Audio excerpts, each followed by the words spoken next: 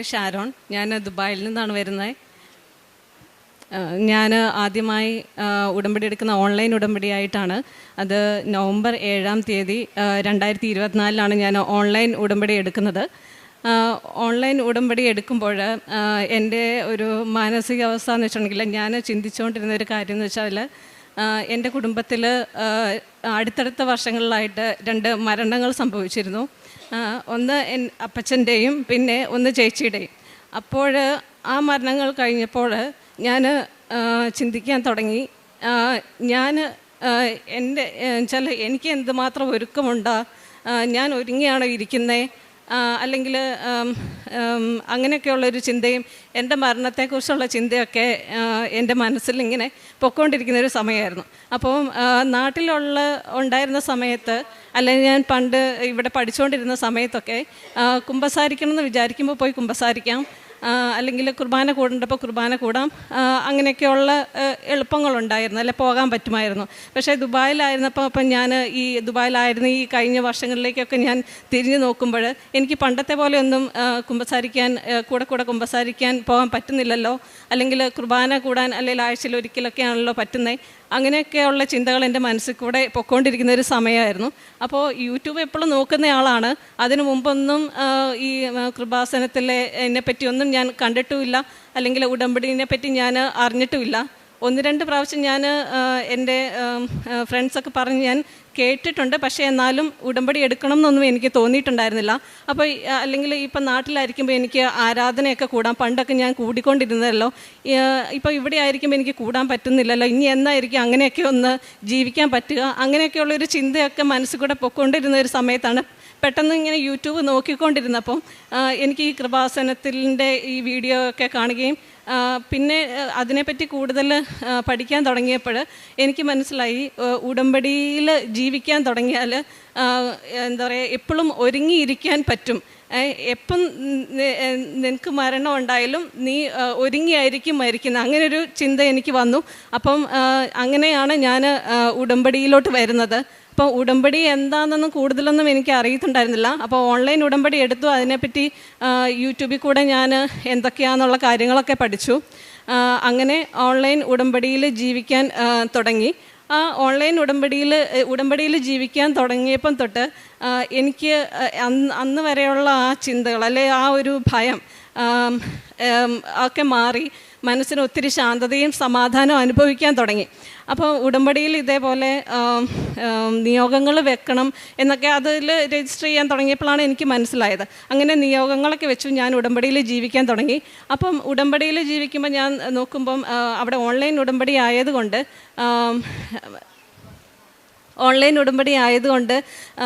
തിരിയൊന്നും എൻ്റെ കയ്യിലില്ല, അല്ലെങ്കിൽ തൈലമില്ല, അങ്ങനെയൊക്കെ. അപ്പം ഞാൻ ചെയ്യുന്നത് ശരിയാണോ, അങ്ങനെയൊക്കെ ഒരു ചിന്ത എനിക്ക് വന്നിരുന്നു. അപ്പോൾ ആണെങ്കിൽ ഞാൻ അവിടെ ദുബായിൽ പള്ളിയിൽ പോയി തിരി വാങ്ങിച്ച് വെഞ്ചിരിച്ച് കൊണ്ടുപോയിട്ട് അത് കത്തിച്ച് വെച്ചാണ് പ്രാർത്ഥനകൾ ചൊല്ലിക്കൊണ്ടിരുന്നത്. അതേപോലെ തന്നെ എണ്ണ വെഞ്ചിരിച്ചും തൈലം വെഞ്ചിരിച്ചൊക്കെ പള്ളിയിൽ നിന്ന് വാങ്ങിച്ചു കൊണ്ടേ ഉപയോഗിച്ചാണ് ഉടമ്പടി ആദ്യം ചെയ്തുകൊണ്ടിരുന്നത്. അങ്ങനെ ഉടമ്പടിയിൽ ജീവിക്കുമ്പോൾ എനിക്ക് ഉടമ്പടിയിൽ ഇങ്ങനെ ജീവിക്കുമ്പോൾ ഞാൻ വിചാരിക്കുക, എന്താണ് ഞാൻ പ്രാർത്ഥിക്കുക? കാരണം എൻ്റെ മനസ്സിലുണ്ടായിരുന്ന ചിന്തകൾ ഇതൊക്കെയാണല്ലോ. അപ്പം ഞാൻ പ്രാർത്ഥിക്കേണ്ട എന്താണെന്നൊന്നും എനിക്ക് അറിയില്ല. എന്താണ് പ്രാർത്ഥിക്കുമ്പം ഇരുന്ന് പറയേണ്ടത്, അല്ലെങ്കിൽ അങ്ങനെ മനസ്സിൽ കൂടെ പോകേണ്ട വിചാരം എന്നൊക്കെ. അപ്പം ബൈബിള് നമ്മൾ വായിക്കുമ്പോൾ എനിക്ക് ബൈബിളിൽ ഒരു വചനം കിട്ടിയത് 51-ാം സങ്കീർത്തനം അതിലുള്ള വചനങ്ങളാണ്. അത് ഇങ്ങനെയാണ്: അങ്ങയുടെ കാരുണ്യത്തിനൊത്ത് എന്നോട് കരുണ തോന്നണമേ, അങ്ങയുടെ കാരുണ്യാതിരയത്തിനൊത്ത് എൻ്റെ പാപങ്ങൾ ക്ഷമിക്കണമേ, അങ്ങ് എപ്പോഴും ഒരുക്കമുള്ള ഒരു ഹൃദയം എനിക്ക് നൽകണമേ, അങ്ങയുടെ സന്നിധിയിൽ നിന്ന് എന്നെ തള്ളിക്കളയരുതേ, അങ്ങയുടെ പരിശുദ്ധാത്മാവിനെ എന്നിൽ നിന്ന് എടുത്തു കളയരുതേ, അങ്ങയുടെ കൃപയുടെ സന്തോഷം എപ്പോഴും എനിക്ക് നൽകണമേ.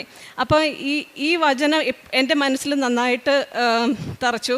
എന്ന് വെച്ചാൽ അപ്പം ഞാൻ വിചാരിച്ചു, ഓക്കെ, ഇത് എനിക്ക് വേണ്ടിയിട്ടുള്ള പ്രാർത്ഥന ദൈവം തന്നാണ്. കാരണം ഞാൻ ഈ ഒരുക്കത്തിനെ പറ്റിയുള്ള ഒക്കെ വിചാരങ്ങൾ മനസ്സിൽ വിചാരിച്ചിട്ടാണല്ലോ ഉടമ്പടി എടുത്തേക്കുന്നത്. അപ്പം അതുകൊണ്ടാണ് ദൈവം ഈശോ വചനത്തിലൂടെ എന്നോട് സംസാരിച്ച് ഈ പ്രാർത്ഥനയായിട്ട് എനിക്കിത് തന്നതാണെന്ന് ഞാൻ വിശ്വസിക്കുന്നു.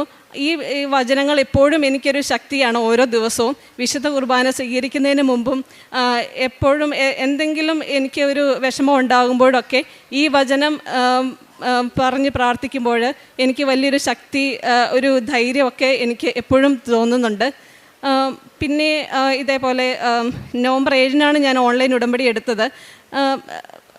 ഞാൻ ഉടമ്പടിയിൽ വെച്ച ഒരു കാര്യം എന്ന് വെച്ചാൽ ഞാൻ ഡെൻറ്റിസ്റ്റായിട്ടാണ് ദുബായിൽ വർക്ക് ചെയ്യുന്നത്. അപ്പോൾ UK അവിടെ വർക്ക് ചെയ്യാനുള്ളൊരു രജിസ്ട്രേഷൻ എക്സാം ഞാൻ എഴുതുന്നുണ്ടായിരുന്നു 2 വർഷം മുമ്പ് തൊട്ട് തന്നെ. അപ്പം അത് 2 പ്രാവശ്യം, അതിൻ്റെ 2 പാർട്ടുണ്ട്. തിയറി പാർട്ടുണ്ട്, പ്രാക്ടിക്കൽ പാർട്ടുണ്ട്. തിയറി പാർട്ട് ഞാൻ 2023 പാസ്സായതാണ്. ഇത്ര വർഷത്തിനുള്ളിൽ നമ്മൾ പ്രാക്ടിക്കൽ പാർട്ട് എഴുതിയെടുക്കണം. അപ്പോൾ ആ പ്രാക്ടിക്കൽ എക്സാം ഞാൻ ഒരു 2 തവണ എഴുതി. എനിക്ക് പാസ്സാവാൻ പറ്റിയില്ല. ഇപ്പോൾ ഇനി മിനിമം ഇത്ര ചാൻസുകളുണ്ട്.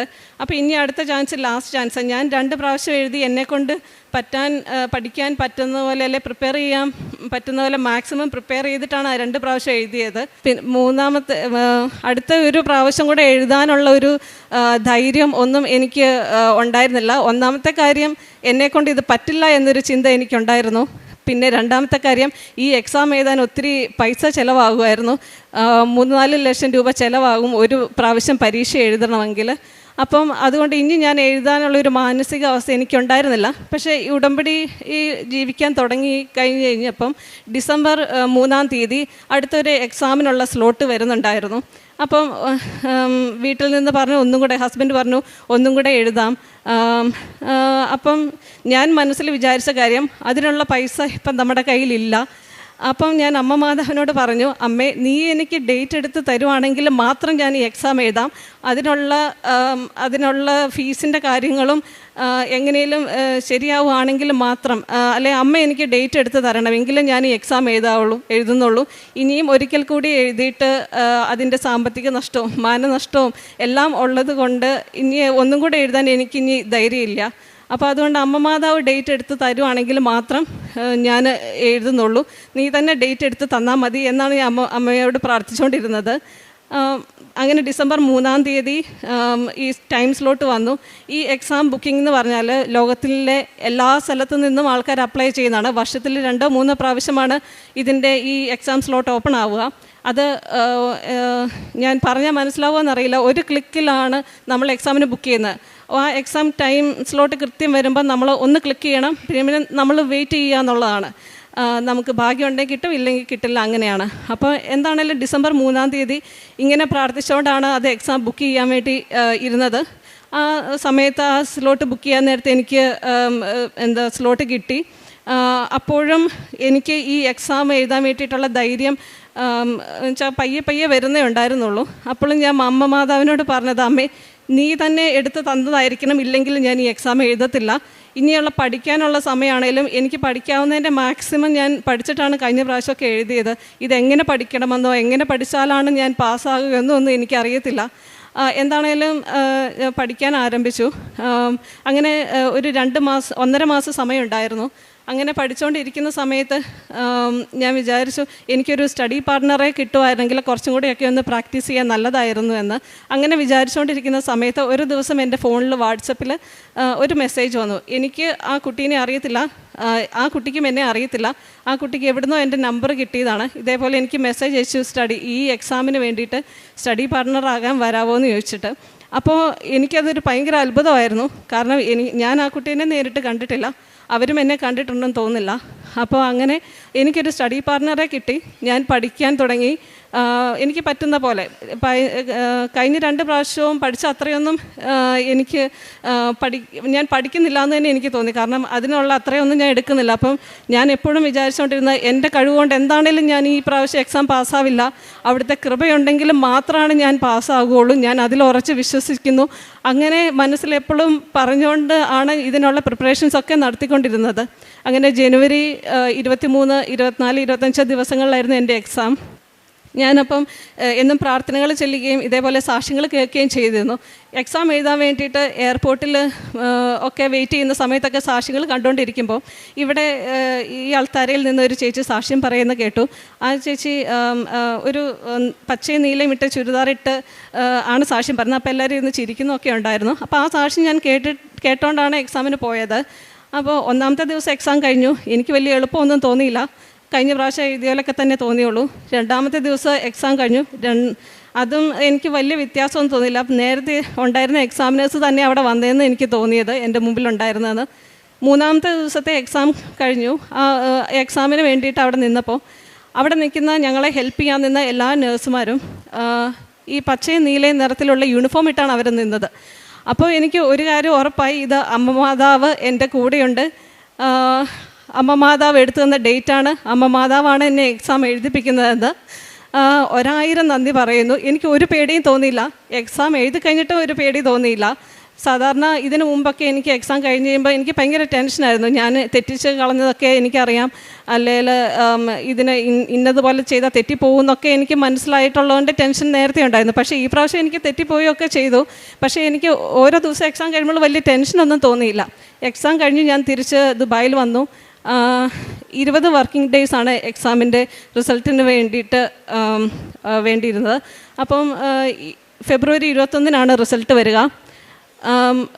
ആ 21-ാം തീയതിക്ക് മുമ്പ് ഒരു 3 ദിവസം മുമ്പ് ഞാനിങ്ങനെ മനസ്സിൽ വിചാരിച്ചു ഈ ആഴ്ച റിസൾട്ട് വരും എന്താണേലും. അപ്പം ഒരു ചെറിയ ടെൻഷൻ പോലെ മനസ്സിലുണ്ടായി. ഞാൻ ബൈബിൾ തുറന്നപ്പോൾ എനിക്ക് കിട്ടിയ വാചകം എന്ന് പറഞ്ഞാൽ 2 മക്കബായർ 13-ാം അധ്യായം 12 മുതലുള്ള വാക്യങ്ങളാണ്. അതിൽ ഉണ്ടായിരുന്നത് യുദ്ധത്തിന് പോകുന്നതിന് മുമ്പ് അവിടുത്തെ സന്നാഹങ്ങളെ ഒരുക്കുന്നതായിട്ടുള്ള ഒരു ഭാഗമാണത്. അപ്പം യുദ്ധത്തിന് പോകുന്നതിന് മുമ്പ് 3 ദിവസം അവർ ഉപവസിച്ച് പ്രാർത്ഥിച്ചു. എന്നിട്ട് അതിൻ്റെ അവസാനമുള്ളതെന്ന് വെച്ചിട്ടുണ്ടെങ്കിൽ ഇത് കർത്താവിൻ്റെ വിജയം എന്നായിരിക്കും അടയാളം എന്നാണ് ആ പാരഗ്രാഫ് അവസാനിക്കുന്നത്. ഞാൻ തുറന്നപ്പം കിട്ടിയത് അതാണ്. ഞാൻ നോക്കുമ്പം എൻ്റെ റിസൾട്ട് വരാൻ ഇനി 3 ദിവസം കൂടെ ഉള്ളൂ. ഞാൻ 3 ദിവസം ഇത് എനിക്കുള്ള വചനമാണെന്ന് ഞാൻ ഉറച്ച് വിശ്വസിച്ചു. 3 ദിവസം ഞാൻ ഫാസ്റ്റിംഗ് എടുത്തു. 3-ാം ദിവസം റിസൾട്ട് വന്നപ്പം ഞാൻ UK എക്സാം പാസ്സായി. അമ്മ മാതാവിന് തിരുക്കുമാരനും 1000 നന്ദി പറയുന്നു. ഇത് ഞാൻ എൻ്റെ കഴിവുകൊണ്ടല്ല എന്ന് എനിക്ക് 100% ഉറപ്പാണ്. കർത്താവിൻ്റെ കൃപയുള്ളത് കൊണ്ട് മാത്രമാണ് ഞാൻ ഈ പരീക്ഷ പാസ്സായത്. അത് എനിക്ക് അണ്ടർലൈൻ ചെയ്ത് പറയാൻ എല്ലാവരുടെ അടുത്തും, കാരണം എൻ്റെ കൂടെ വർക്ക് ചെയ്യുന്ന എല്ലാവരും ഞാൻ ഈ സ്ട്രഗിളിൽ കൂടെ പോകുന്നത് അവർ 1 വർഷമായിട്ട് കണ്ടുകൊണ്ടിരിക്കുന്നതാണ്. അപ്പോൾ അവരെന്നോട് ചോദിക്കുമ്പോഴൊക്കെ ഞാൻ ഇത് തന്നെയാണ് പറഞ്ഞത്, എൻ്റെ കഴിവുകൊണ്ട് ഞാൻ ഈ എക്സാം പാസ്സാവില്ല, ദൈവത്തിൻ്റെ കൃപയുണ്ടെങ്കിൽ മാത്രമാണ് ഞാൻ ഈ പ്രാവശ്യം എക്സാം പാസ്സാവുള്ളൂ. കാരണം ഇതിൻ്റെ മാർക്കിംഗ് എങ്ങനെയാണോ, എന്ത് ചെയ്താലാണ് ശരിയെന്ന് എന്ത് ചെയ്താലാണ് തെറ്റെന്ന് എനിക്ക് ഇപ്പോഴും അറിയത്തില്ല. അമ്മ മാതാവിനും തിരുക്കുമാരനും 1000 നന്ദി പറയുന്നു. ആ എക്സാം കഴിഞ്ഞു. UK രജിസ്ട്രേഷൻ കഴിഞ്ഞു. ഞാൻ സ്കോട്ട്ലൻഡിലോട്ടാണ് നോക്കിയത്. അപ്പോൾ സ്കോട്ട്ലൻഡിൽ നമ്മൾ ജോയിൻ ചെയ്യണമെങ്കിൽ വേറൊരു എക്സാമും കൂടെ എഴുതണം, ടെസ്റ്റ് ഓഫ് നോളജ് എന്ന് പറഞ്ഞ്. ആ ടെസ്റ്റ് ഓഫ് നോളജ് എന്ന് വെച്ചാൽ അവിടുത്തെ ലോസ് ആൻഡ് റെഗുലേഷൻസിനെ ബേസ് ചെയ്തുള്ള എക്സാമാണ്. ആ ടെസ്റ്റ് ഓഫ് നോളജ് എക്സാമിന് മിനിമം 75% മാർക്ക് വേണം. അപ്പോൾ അതിന് മുമ്പ് ഇങ്ങനെ ട്രയൽ എക്സാംസ് നമുക്ക് കുറേ എഴുതാം. ഞാൻ ആ ട്രയൽ എക്സാംസ് ഒക്കെ എഴുതുമ്പോഴും എനിക്ക് ഈ 75% കൂടുതൽ ഒരിക്കലും വരുന്നില്ല. ഈ ജൂൺ 11-ാം തീയതി ആയിരുന്നു എൻ്റെ ഈ ടെസ്റ്റ് ഓഫ് നോളജ് എന്ന് പറഞ്ഞ എക്സാം. ഞാൻ ആ എക്സാം എഴുതുമ്പോഴും ഇതേപോലെ നേരത്തെ പ്രാക്ടിക്കൽ എക്സാമിന് പോകുമ്പോഴും ഞാൻ വെഞ്ചിരിച്ച ഉപ്പ് പോക്കറ്റിൽ ഇട്ടുകൊണ്ടാണ് പോയത്. ഈ എക്സാം എഴുതിയപ്പോഴും ഞാൻ ലാപ്ടോപ്പിൽ തൈലം വെച്ച് കുരിശ വരയ്ക്കുകയും വെഞ്ചിരിച്ച ഉപ്പ് ലാപ്ടോപ്പിൻ്റെ സൈഡിൽ വെച്ചിട്ട് കുരിശാകൃതിയിലൊക്കെ വെച്ചിട്ടാണ് ഞാൻ ഈ എക്സാമിന് അപ്പിയർ ചെയ്യാനിരുന്നത്. ഈ എക്സാം കഴിഞ്ഞപ്പോൾ, അത് ഓൺലൈൻ എക്സാമാണ്, അപ്പം തന്നെ റിസൾട്ട് അറിയാം. അപ്പം ആ എക്സാം കഴിഞ്ഞപ്പോൾ എനിക്ക് 78% മാർക്കുണ്ടായി, ഞാൻ പാസ്സായി. ആ എക്സാം കഴിഞ്ഞെങ്കിലാണ് എനിക്കവിടെ ജോലി സ്റ്റാർട്ട് ചെയ്യാൻ പറ്റത്തുള്ളൂ. അപ്പോൾ അങ്ങനെ ആ എക്സാം ഞാൻ പാസ്സായി. 1000 നന്ദി ഞാൻ പറയുന്നു. അത് കഴിഞ്ഞിട്ട് COS വന്നു, വിസയ്ക്ക് അപ്ലൈ ചെയ്തു. വിസയ്ക്ക് കുറച്ച് പ്രശ്നങ്ങളൊക്കെ ഉണ്ടായിരുന്നു ഡിപ്പോസിറ്റ് ഇല്ലാത്തതിൻ്റെ പേരിൽ. പക്ഷേ അതിനൊക്കെ വേറെ മാർഗങ്ങൾ തന്ന് വിസ അടിച്ചു. ഞാൻ ഈ ഓഗസ്റ്റ് 1-ാം തീയതി സ്കോട്ട്ലൻഡിൽ ജോലിക്ക് വേണ്ടി പോവുകയാണ്. തമ്പുരാനും അമ്മ മാതാവിനും 1000 നന്ദി പറയുന്നു. ഹയർ കമ്മിറ്റിയുടെ റിപ്പോർട്ട് വന്നു, അതെൻ്റെ കയ്യിലുണ്ട്. അന്ന് അവർ ഞാൻ ചെയ്തത് തെറ്റാണ് എന്ന് പറഞ്ഞ കാര്യങ്ങളൊക്കെ ഞാൻ എൻ്റെ സൈഡിൽ നിന്ന് ചെയ്ത കാര്യങ്ങളൊന്നും തെറ്റല്ല, നിങ്ങൾ ശരിയായ ട്രീറ്റ്മെൻറ്റ് പ്ലാനാണ് ചെയ്തത്, നിങ്ങളുടെ ഭാഗത്ത് നിന്ന് ഒരു മെഡിക്കൽ എററും ഇല്ല എന്നുള്ളൊരു മെയിൽ എനിക്ക് അയച്ചു തന്നു. ഇത് ഒരിക്കലും സംഭവിക്കില്ല എന്ന് ഞാൻ വിചാരിച്ച കാര്യമാണ്. പക്ഷേ എന്ത് സംഭവിച്ചാലും അത് ദൈവത്തിന് ഇഷ്ടം നിറവേറട്ടെ എന്ന് ഞാൻ മനസ്സിൽ വിചാരിച്ചിരുന്നു. അമ്മ മാതാവിനും തിരുക്കുമാരനും 1000 നന്ദി പറഞ്ഞുകൊള്ളുന്നു. ഞാൻ കാരുണ്യ പ്രവർത്തികളായിട്ട് ചെയ്തുകൊണ്ടിരുന്നത് ദുബായിൽ ഇങ്ങനെ ഫുഡൊന്നും കൊണ്ടു കൊടുക്കുന്നത് എങ്ങനെയാണ് എന്നൊക്കെ ഞാനിങ്ങനെ ആലോചിച്ചിരുന്നു. അങ്ങനെ ഇരിക്കുമ്പോൾ നമ്മുടെ ബിൽഡിങ്ങിൻ്റെ താഴത്തെ ഫ്ലോറിൽ ഇങ്ങനെ ഒരു ഫുഡ് ബോക്സ് വെച്ചിട്ടുണ്ടായിരുന്നു. അപ്പം ഞാൻ ഫാസ്റ്റിംഗ് എടുക്കുന്ന ദിവസങ്ങളിൽ ഫുഡ് ഉണ്ടാക്കി പ്രിപ്പയർ ചെയ്ത് ഫുഡ് ബോക്സിൽ കൊണ്ടു വെക്കും. ആ ദിവസങ്ങളിലൊക്കെ എന്നെക്കൊണ്ട് പറ്റാവുന്ന സഹായങ്ങൾ പൈസ ആയിട്ടാണേലും അല്ലാതെ എക്സാമിന് പ്രിപ്പയർ ചെയ്യേണ്ട സഹായമായിട്ടാണ് എന്താണേലും എന്നെക്കൊണ്ട് പറ്റുന്ന സഹായങ്ങളൊക്കെ ചോദിക്കുന്നവരുടെ അടുത്തൊക്കെ ഞാൻ ചെയ്യാൻ ശ്രമിക്കാറുണ്ട്. പ്രേക്ഷിത പ്രവർത്തനമായിട്ട് ഞാൻ ചെയ്യുന്ന പത്രം കൊണ്ട് അർഹതപ്പെട്ടവർക്ക് കൊടുക്കുകയും ഓൾറെഡി ഉടമ്പടി എടുത്ത ആൾക്കാർ എക്സാമൊക്കെ എഴുതുന്നുണ്ടെങ്കിൽ എൻ്റെ അനുഭവങ്ങൾ പറഞ്ഞ് അവരെ കൂടുതൽ ധൈര്യപ്പെടുത്തുകയും ഒക്കെ ഞാൻ ചെയ്യുന്നുണ്ട്. എൻ്റെ ജീവിതത്തിൽ വന്ന മാറ്റങ്ങൾ എന്ന് പറഞ്ഞാൽ ഞാൻ പണ്ട് തൊട്ടേ മാതാവിനെ ഒത്തിരി ഇഷ്ടമാണ്. ചെറുപ്പത്തിൽ തൊട്ട് ബോർഡിങ്ങിലും ഹോസ്റ്റലിലൊക്കെ നിന്നാണ് പഠിച്ചിട്ടുള്ളത്.